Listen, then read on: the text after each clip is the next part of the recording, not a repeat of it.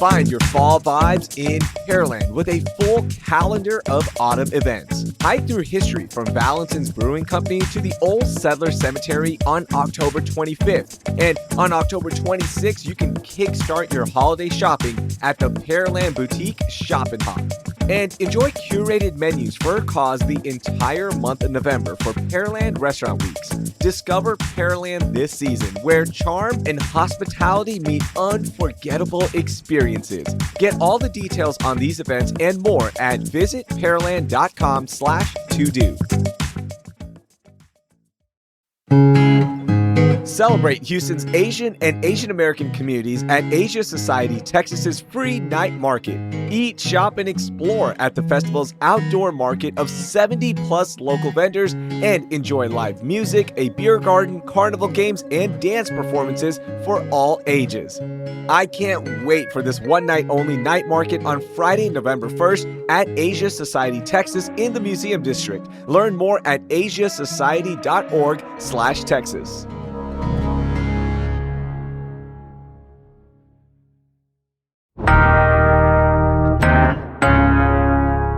I'm David Plotz, the CEO of CityCast, and today, back by popular demand, is another special edition of CityCast where we zoom out for a minute and discuss what the entire country is talking about. You might not know this, but the CityCast show that you listen to, the one you're listening to right now, is part of a national network of daily local podcasts. CityCast has teams around the country on the ground making newsletters and podcasts that connect people to their cities. So a few months ago, we tried an experiment. We invited a bunch of our local hosts onto a Zoom call to talk about the stories from their hometowns that you absolutely had to learn about. And then we published that as a single episode. CityCast listeners loved hearing stories from other cities around the country. And tons of you told us that you wanted us to do this again. So here we are. Literally, here are a bunch of hosts again. Hello, guys. Hey, David. Hey. Hey. And they're here to tell me the story from their hometown that you absolutely need to hear about this fall. From the insane Trump lies about gangs, lies that are tearing apart a Denver suburb, to Nashville's ambitious plan to rein in binge drinking, to a controversial effort to bring high-speed rail to Las Vegas, and much more. So let us head out on a whirlwind tour of the United States. Let's go to Denver. Hello, Bree Davies, host of CityCast Denver. Hey, boss. How's it going?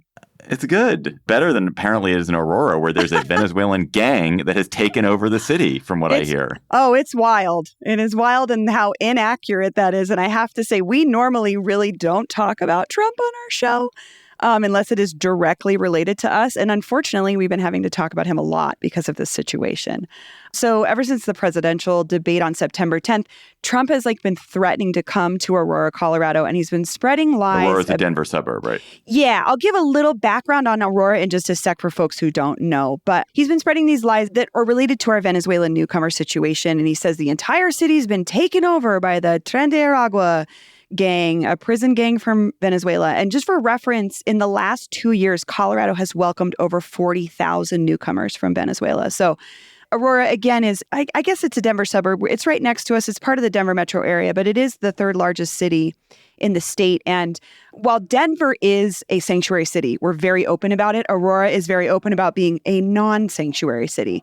It's the most diverse city in Colorado. There's dozens of languages spoken here. There's a ton of newcomers serving organizations already existing here, but their mayor, Mike Kaufman, is a Republican, and he's been very clear that they are not a sanctuary city. So the gang hysteria started over the summer. On July 28th, there was this election in Venezuela for a president, and a lot of the newcomers in Aurora started gathered in a parking lot to celebrate because they thought that the opposition, Edmundo Gonzalez, was going to win. Maduro, unfortunately, just decided he had won, and it led to a big party. And there was some minor issues, but nobody really got hurt. Nothing really happened. And this Aurora councilperson, Danielle Jurinsky, just went to social media and lied. She was like, there's a riot. These Venezuelans are going insane. We have to protect our city. It was just totally bonkers. Their mayor was starting to parrot this information. And so it sort of started this wave of hysteria Fast forward a couple months, and the city of Aurora is threatening to shut down an apartment complex because of health code violations. There's like rat infestation, trash is not getting picked up, all of these issues. And the residents there were saying, yes, this is real. These health issues are real. We are rent-paying tenants, and our property managers have abandoned our building. Well, the property management company came out and said, well, we abandoned it because a Venezuelan gang has taken it over. And we cannot send people there to take care of it because it's too dangerous. And none of this was true. And so it just kind of snowballed into this situation where we have folks who are here. They were living and paying for housing. They were working and they were living in untenable conditions. And this out-of-state management company turned it into this hysteria around the gang situation. And that's kind of what Trump picked up on. It's not to say that none of it is true. There has been a presence of Tren de Aragua in Aurora, but it's not to the extent that these council people and their mayor at one point was parroting on Fox News. So that's what made Trump so interested in Aurora, Colorado. Wait, so besides these fantastical mythological stories that have been spread, are there issues with the Venezuelan migrants that Coloradans broadly are concerned about? I would not say anything out of the ordinary of any other crime in the state or the city. Nothing different. They are part of the population. The Aurora Police Department has come out themselves and said, yes, we are monitoring gang activity, but it is nothing outside of the ordinary of any other gang monitoring we do here in the city, whether Venezuelans are here or not. This is Sarah in Las Vegas. Can I jump in with a quick comment? Yeah.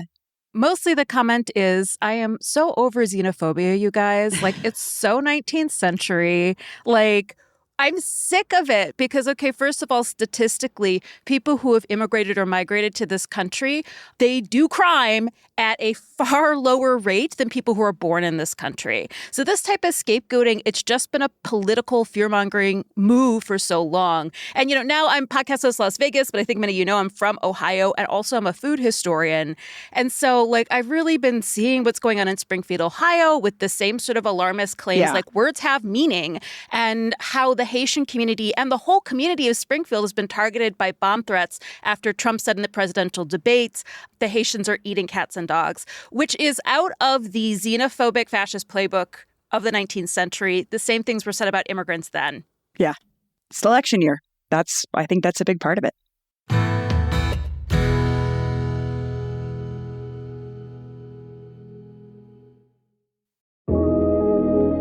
Researching schools for my kids was important to me and my wife, and if you're currently doing that, then I have another option in education beyond the traditional offerings for your family. Check out The Village School. It was named a top 20 best private school in America by Niche.com and offers pre-K through 12th grade.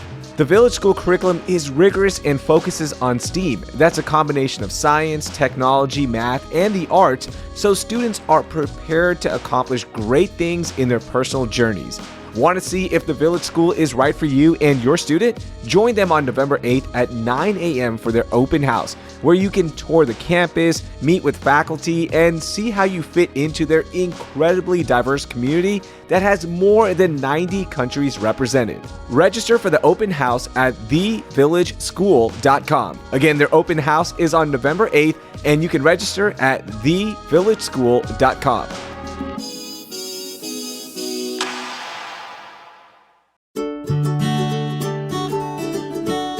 Moody Center for the Arts at Rice University connects people and ideas through free art exhibitions and events. In October, the Moody's programs include Chef Chris Shepard, origami master Kyle Fu, artist Lucy Kim, and Rice University researchers in neuroscience, anthropology, and history. The Moody is one of my favorite places in Houston to find some creative inspiration, from their incredible programs like the ones I just mentioned to all of their art exhibitions on view, and of course their public art like the Terrell Sky Space, which is even more awe-inspiring with these intense fall sunsets we're getting. Explore the intersection of art, craft, and science at the Moody. Register to attend free events at moody.rice.edu. That's moody.rice.edu. And follow them on Instagram at The Moody Arts. I'll see you at the Moody. Let's go to a very different kind of subject. In Portland, Oregon, CityCast Portland host Claudia Meza is here to talk to us about national sports. And Claudia is very excited to welcome new national sports to Portland. Normally, no, I'll be honest. I am, but I'm not. Well, also whiplash. But here, I wanted to talk about how a couple of weeks ago, Portland landed the latest WNBA franchise expansion team. And it's huge for our city because Portland, thank you. Portland really just loves women's sports. Also, we really needed the good press and the economic boost that it'll hopefully bring. But really, just like as a city, it was embarrassing for us that we didn't have a WNBA team. I don't know if you at all follow women's soccer, but the Portland Thorns they're just the attendance of those games are historic. Like it eclipses even some of like men's soccer matches like in other cities. So no other city comes close to women's soccer fan support, and this is what is expected to happen with our new WNBA team when it will launch in 2026. And I totally think it will, because kind of like what I was coming, like I hate basketball. I'll be very honest. It's like they're so tall, the hoop is so close. Is it a sport if it's like 150 points? Like, is it 150 points in one game? These are nonsense questions. What is Claudia. what is going on? What is she talking We love about? our Golden Nuggets in Vegas. I'm just saying, so is fun. it a sport? This is wild. If every game you're like, oh, here's 1,000 points. I'm just saying, You're going to here's be the converted. sport. You're going to be converted. I've never had so much fun as at a WNBA game. We're careening, just so you know, this is a Portland City Cast special. Claudia hates tall people. Put it out there. You know Heard what? in Madison. Not that far. Claudia, what do you want to name the franchise? Does it have a name? Well, The new WNBA franchise. Of course, that's all that anybody is talking about. I've already pitched on the show a handful of times the Portland Bad Bridges, because I think it would, right? I do like that.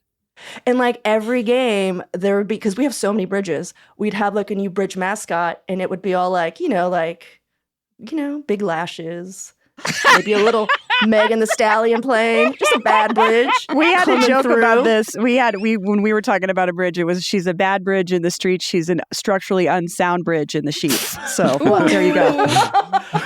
That's good. You know how they always like kind of play off the men's team? So I don't know. Hopefully it's not like the Portland Pioneer Women or something like that. You guys, doesn't Portland have the women's sports bar, the Sports Bra, too, which is the greatest named sports bar in the world? Yeah, I do want to say yes, but also just so you know, Portland puns are like Bob's level. Like we have so many punny names, and it's become like a thing. Like if you start a business, you have to hit that bar. So Sports Bra, it was at one point the only all women's sports bar. Like basically you go in and they only play all women's sports since I think it opened like a few years ago. And now it's becoming a franchise because Serena Williams' husband, whose name I don't know. Alexis Ohanian. Okay.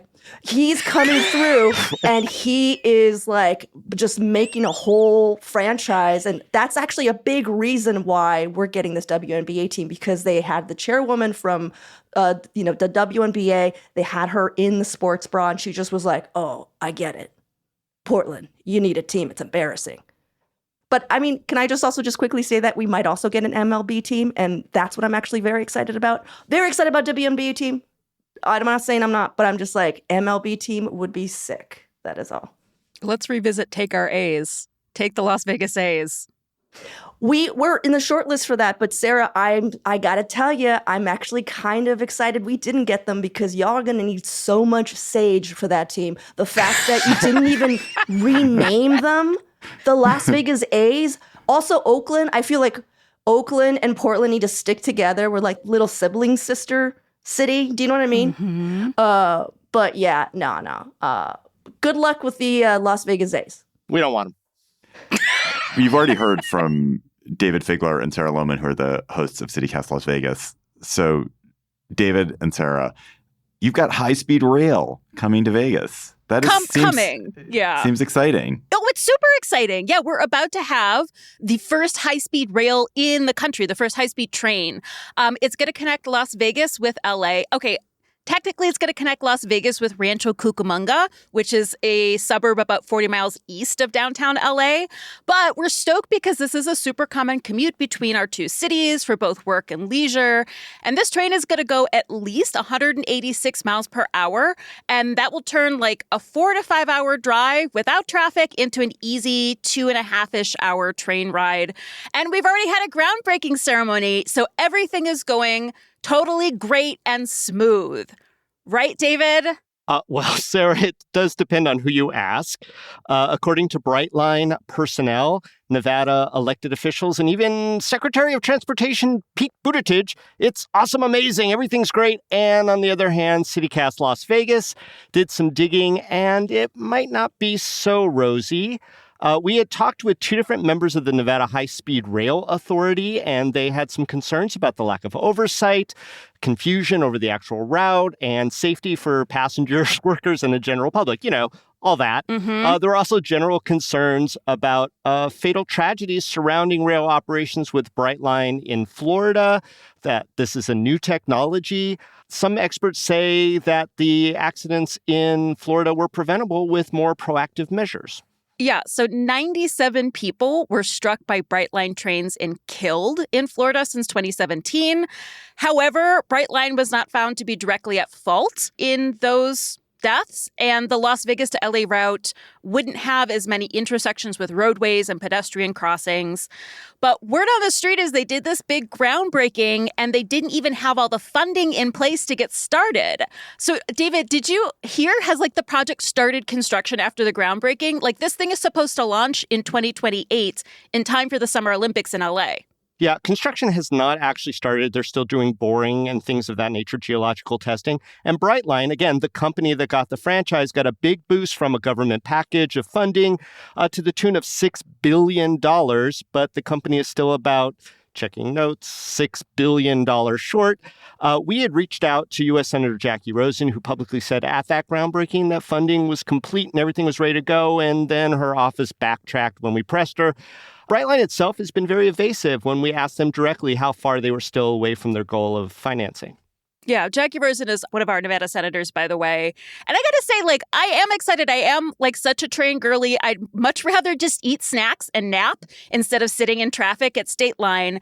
And I really want this project to happen, but it feels really messy. So I don't know. We're just going to keep updating this story because, a couple other of our CityCast cities also have potential high-speed rail projects.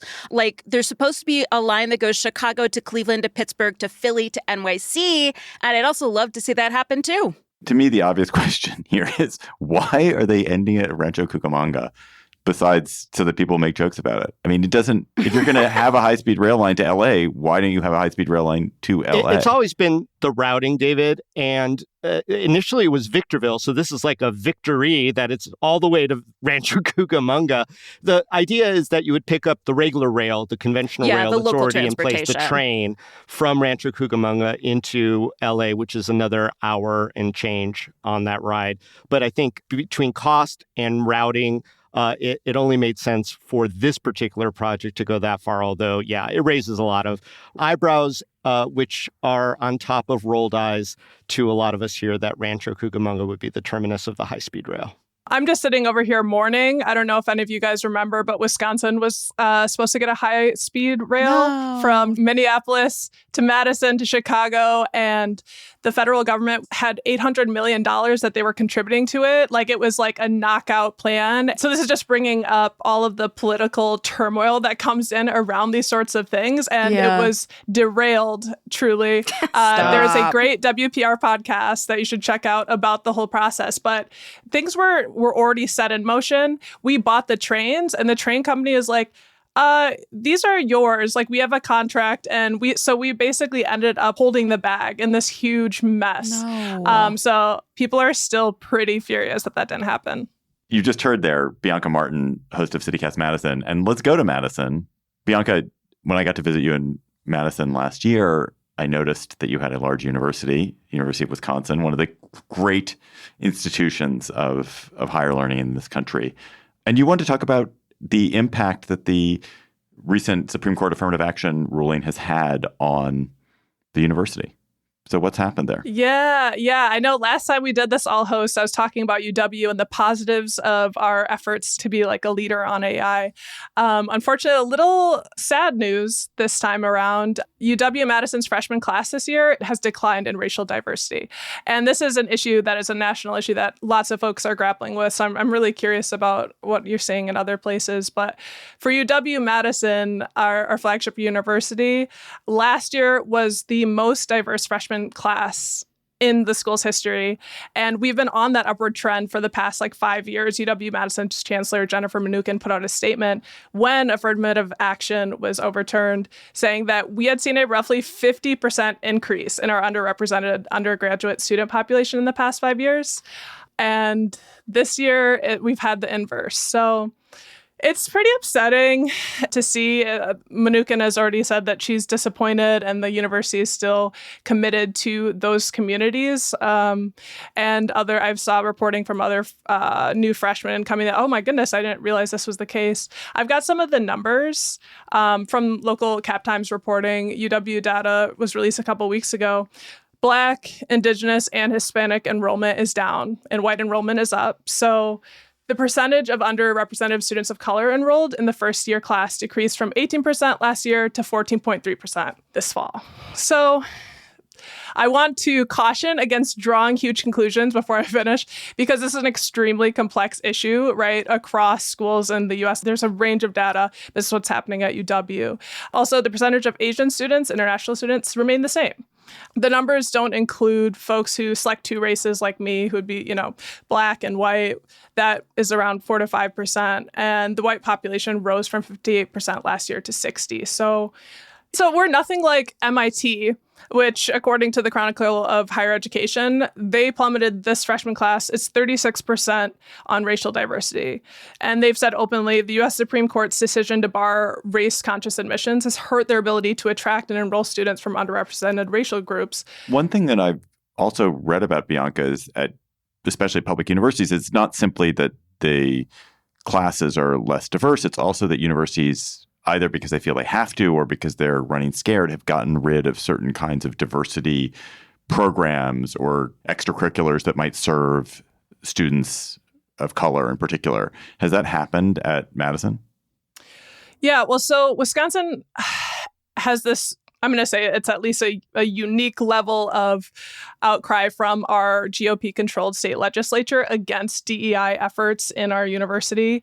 Basically, the Speaker of the Assembly, Robin Vos, said, I am going to completely eradicate DEI in our university system, and was able to strong-arm the UW system to sign off on cutting DEI programming. So actually, a lot of staff and programming that has explicit language that might be race-based, they've had to change their descriptions, change their job descriptions, explain their work a little differently. And the University of Wisconsin-Madison right now is under investigation by the U.S. Department of Education for allegations of discrimination because of its BIPOC Fellows program. So a program that gives $500 to students that fall into that group, and also mentorship, because they're saying that's discriminating against white students. So the university has really had to be on their toes.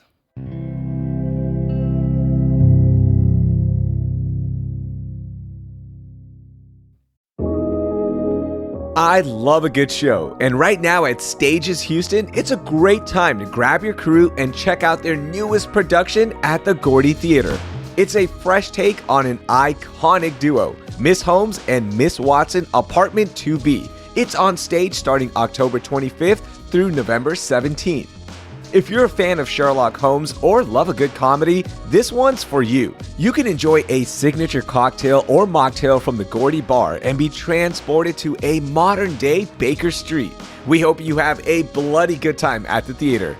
Get your tickets now, and for the best prices, groups of 6 or more save up to 30%. Head to stageshouston.com to get your tickets for Miss Holmes and Miss Watson, Apartment 2B. That's stageshouston.com.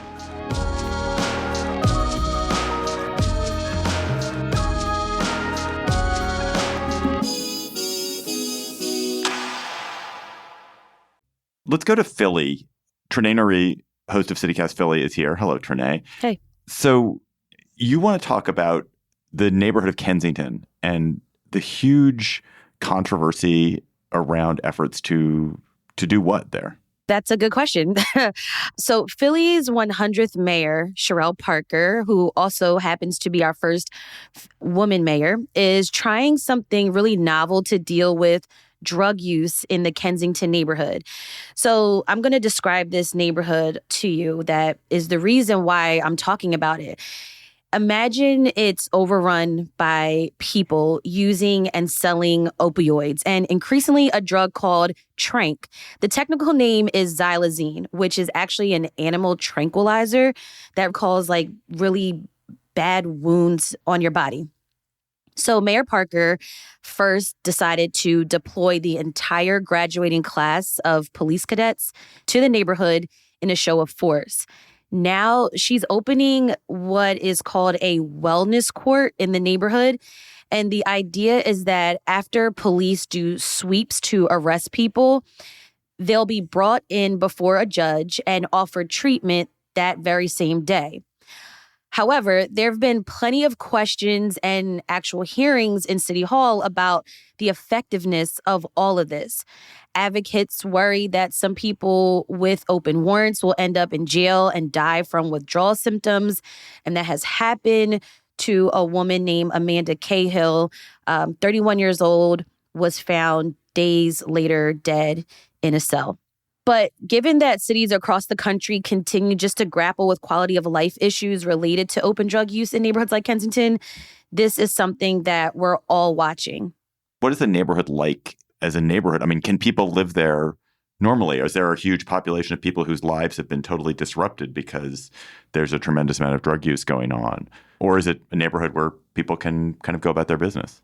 It's a little bit of both.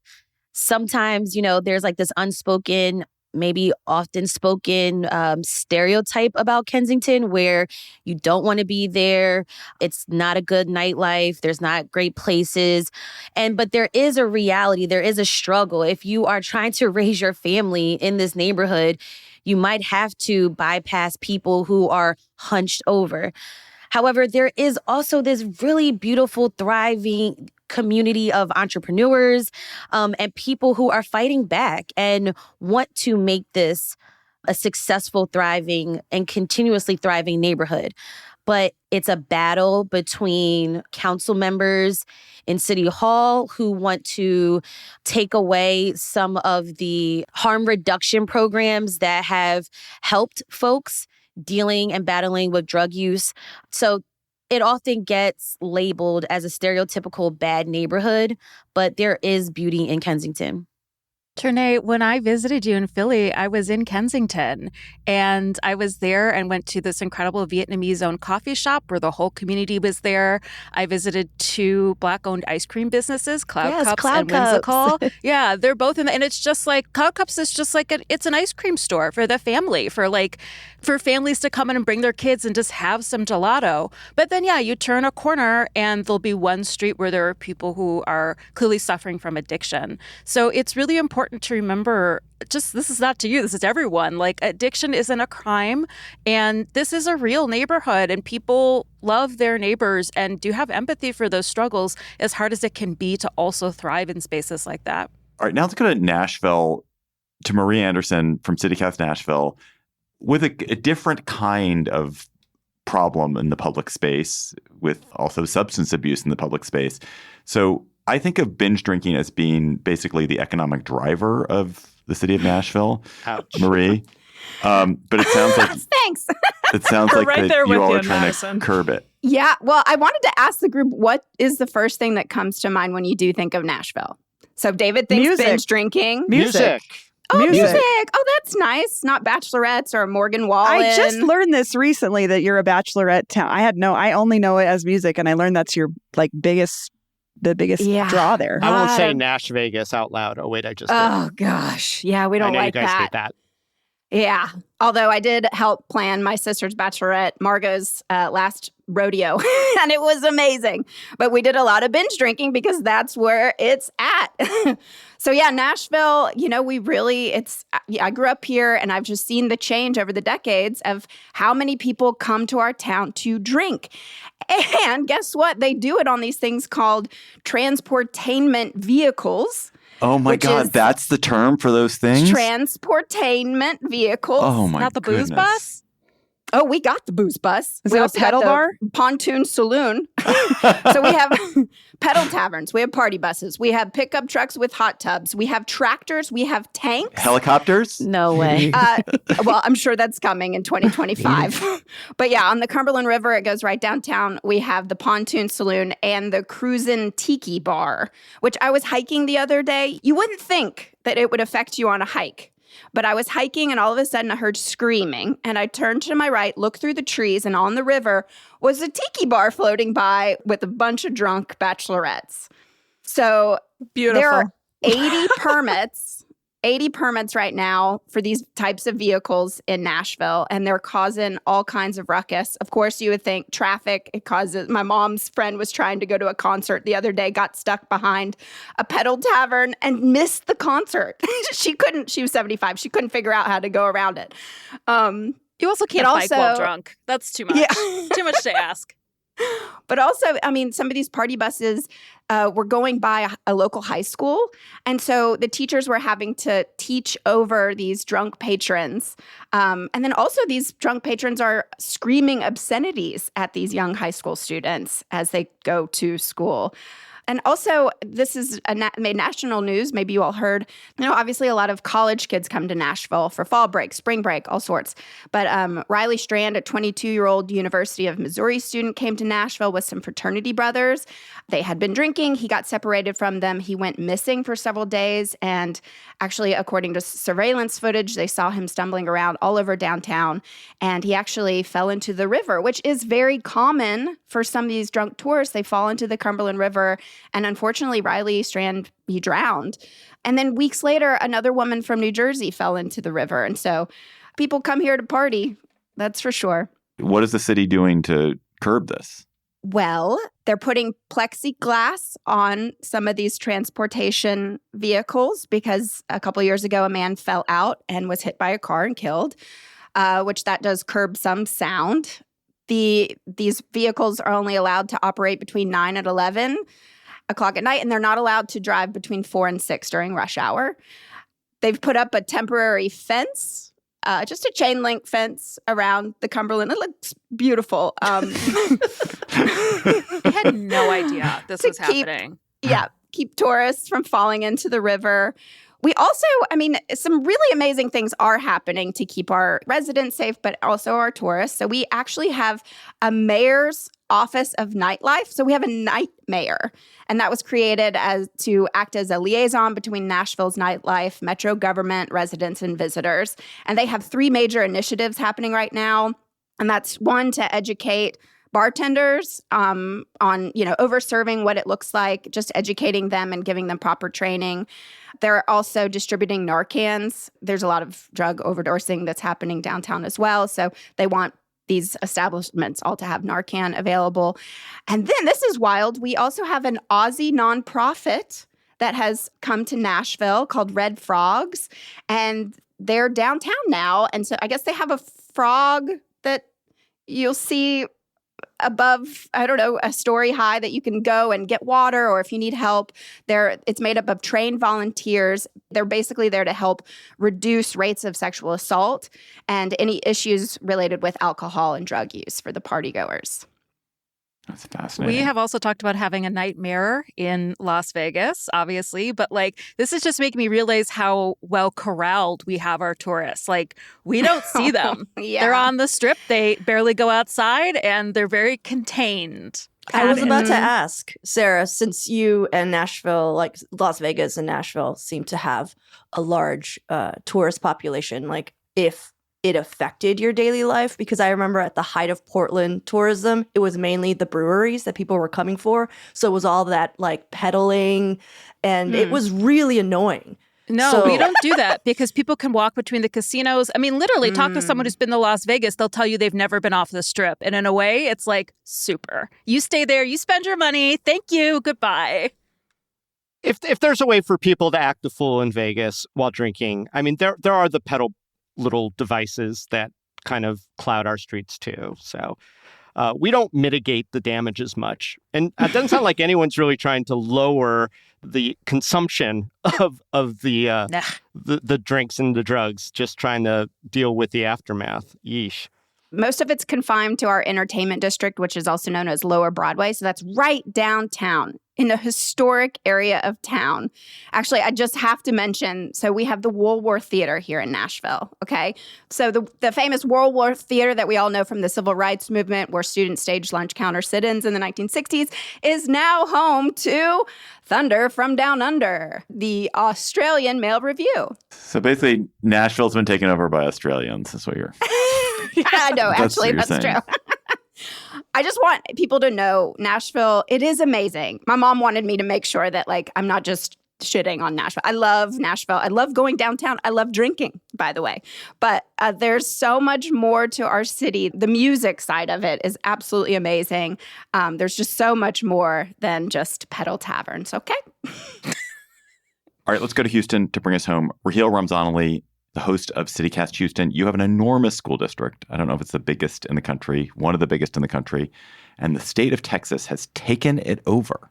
Yeah, it is the biggest here in the state for sure. And we're dealing with one of the biggest experiments in public education right now in the country. It's been a year since the Texas Education Agency stepped in and got rid of the elected school board and superintendent, and then put in their own superintendent and outside board of managers in the Houston Independent School District, also known as HISD, all because, get ready for this, one high school had a failing state rating out of 274 schools that make up HISD.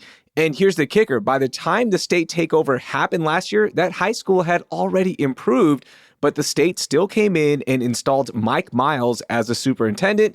And Mike Miles, he's a former Army Ranger that has run charter schools in Colorado. And the first thing he did, he put into place a controversial education plan at struggling schools that focuses more on test scores and not real learning, according to teachers. Now, did this plan help improve test scores? Yes, it did. In fact, many schools saw an improvement, but the cost has been a record number of teachers leaving and principals resigning. So a lot of schools have lost stability and experience.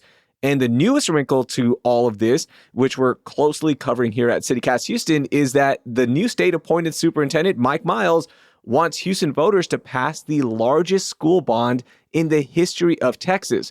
We're talking $4.4 billion to rebuild and improve school buildings and technology, but there's a core group of parents and teachers who are actively campaigning against it. And get this, there's not much Republicans and Democrats can agree on, but both parties have come out against the bond. So that's uniting everyone here in the city of Houston. Why are people in the city united against the bond? I would have thought there would be enthusiasm to fund schools and rebuild probably poor infrastructure. It's because of Mike Miles. There's not much trust when it comes to Mike Miles. He has made a lot of communication errors. He's very, Army-like in that it's my way or the highway. He hasn't been very receptive to people's opinions and concerns from parents and teachers. So it's all because of this one superintendent that the state put in place. But you're right, like this bond is a good thing. It's going to help improve schools, especially struggling schools. But everyone is just united against Mike Miles. When they took over the district to begin with, was that a political move? Was it, man, that these Democrats can't run the school district? And it was the Republicans in the state legislature and the Republicans in the governor's office who thought, we're going to show them how it's done in the Republican way? That's what everyone assumed, but this is a nonpartisan thing, right? Like the state agency, the education agency is nonpartisan. So there wasn't any like, oh, the Democrats are ruining this. But yeah, there are underlying tones of that. And that's what everyone assumed. Mike Miles has never said anything about his political affiliations, has never endorsed anybody. He just truly cares about the students and the process of improving these schools. That's really interesting. Conspiracy Corner. Go for it. Claudia Meza, Portland here. I would imagine this, like, I would just be like, this was the plan all along. You know, they just wanted the schools defunded and they picked the right guy for everybody hate. Like, that's where my brain would go to immediately. But it sounds like you're seeing more nuance than that. But are there any other conspiracy corners? There aren't many conspiracy corners here. Now, funding-wise, schools are actually dropping with funding, not because of Mike Miles, not because of, this conspiracy that, no, we have to defund the schools. It's just that students are leaving HISD, whether it be because of the state takeover, because charter schools out here might offer them a better education, private schools as well. But HISD did drop 5% when it came to enrollment this year, and that's a lot of money. It still falls underneath the conspiracy corner. I'm just saying, Raheel, this is not. I hope that's a new feature, conspiracy corner. Yeah, the bug is the feature. In Denver, our enrollment is declining everywhere for various reasons. I think the charter takeover infiltration is definitely happening. But a lot of folks are having to move out of the city because it's too expensive. And with them, the kids are going and there's just less kids here. And we closed, I think, 8 schools last year. They're going to close a dozen more. And we're not a city that's declining. So it's definitely happening here and people are not happy about it. Thanks for joining us on CityCast USA and hearing about some local issues that may be what your city is talking about in a few months. If you have friends or family living in another CityCast hub, please tell them about the great podcast in their hometown. We'll be back tomorrow with a regular episode of your local CityCast. Till then, goodbye. Bye, y'all. Bye, besties. Bye, America. Bye.